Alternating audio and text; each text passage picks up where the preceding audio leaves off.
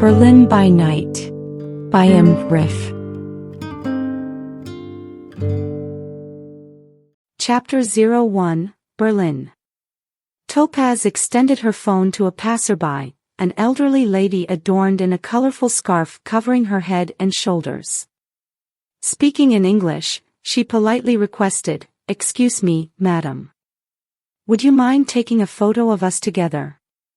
The lady accepted the phone and replied in English with a distinct Russian accent, "Certainly, my dear." With a warm smile on her face, Topaz slipped her arm under Azer's, pulling him closer. Addressing the lady, she added, "Could you please make sure to capture the trains in the background as well?" The lady snapped several shots from different angles and handed back the phone.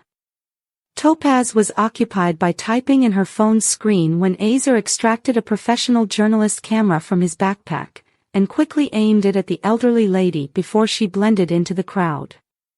Amidst the sea of gray and dark winter attire worn by the surrounding crowd, the lady's Russian red scarf adorned with large flowers stood out. Azer managed to focus the camera on her while he also included the sign displaying Berlin Hauptbahnhof, just a few steps away. In the background, the arrangement of vertical and horizontal beams supporting the delicate glass dome of the roof resembled the coordinates of the Earth's globe. A quote from Professor Alba at Journalism College flashed through Azer's mind: "Focused journalists are the sharpshooters of peacetime." Satisfied with capturing the historical essence of the city in a single frame, Azer turned his gaze to Topaz and jubilantly exclaimed, "I've got it."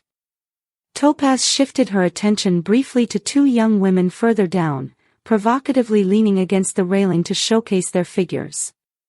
Then, she faced Azer and reproachfully remarked, "Really?" With her Australian accent, she added, "Stay composed. They're likely prostitutes." Though Azer looked at her, he opted not to explain his thoughts. He hoisted his backpack onto his shoulders, ready to continue the journey. Still immersed in her phone's screen, Topaz inquired, "How do you say, the Central Railway Station, in German?" Azer gestured towards a distant sign and answered, "It's called Hauptbahnhof."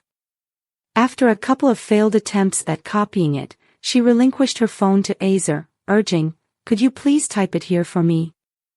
Azer aimed the phone at the sign, took a photo, and handed it back, saying, "Just send this photo along with the others. Your friends can identify the location." Observing the photo, Topaz sarcastically remarked, "You're quite clever. Why do you always extinguish my ideas with your practical solutions?"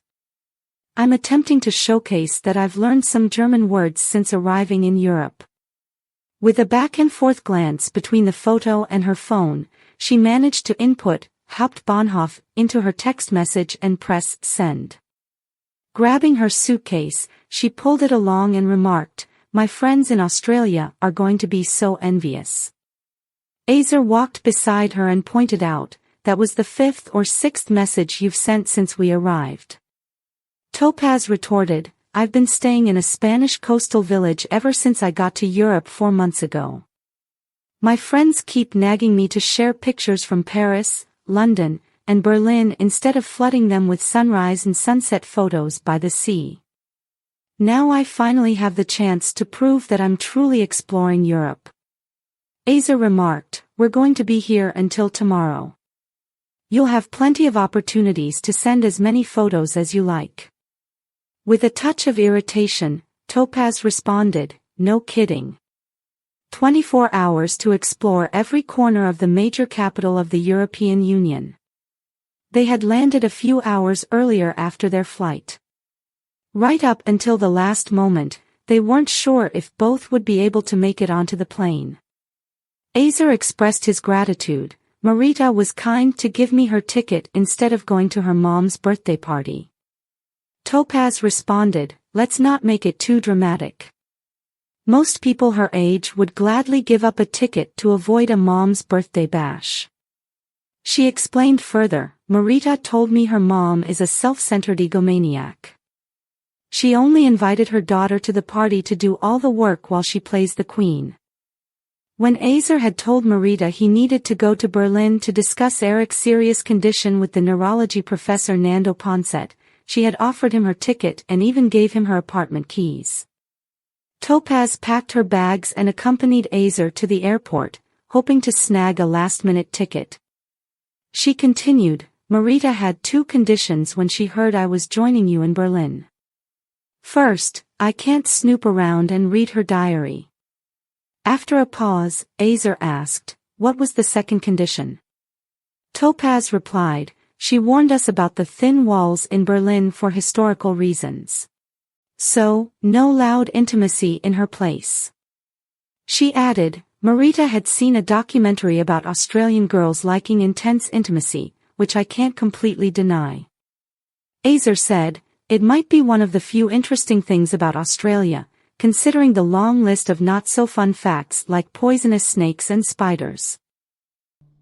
I hope you're enjoying this story. If you are, please like, share and subscribe. Berlin by Night by M. Riff is available as a book on Amazon.